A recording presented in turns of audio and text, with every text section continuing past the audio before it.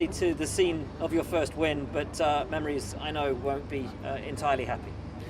No, surely not. When I come to Spa, I think more 2-1 than my first win. It's been very, very difficult last year to drive on this track. The Sunday, one day after Antoine passed away, on the exact same track, and it will be as difficult this year. So, but on the other hand, I'm sure that from up there, he wants Pierre, myself, and everyone in general to have a good weekend. So we also need to focus on the performance side, keeping him in our thoughts though.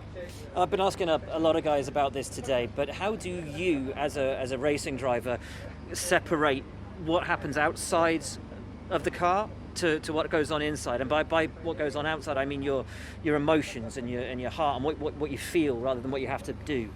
To be completely honest, in all my in all the races where I've had personal things behind it, I've never been able to completely switch off, even though I used to say that. You always keep the persons that you've lost in your mind somewhere, but obviously when you are in the car you need to maximize what you are doing, and so you think about it less, but I cannot say that that is completely out of my mind. And I remember last year's race where I had Antoine in my mind for quite a big part of the race, also being completely focused on the racetrack, and it will be exactly the same this weekend.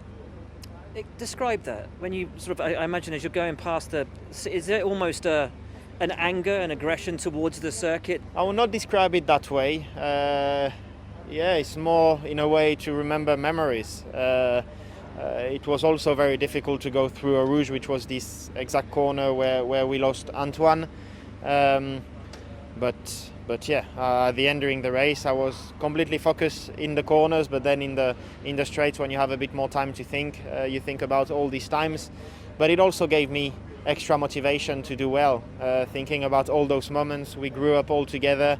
I had spoken with Pierre the morning of the race, where he told me, you need to win for Antoine. Wow.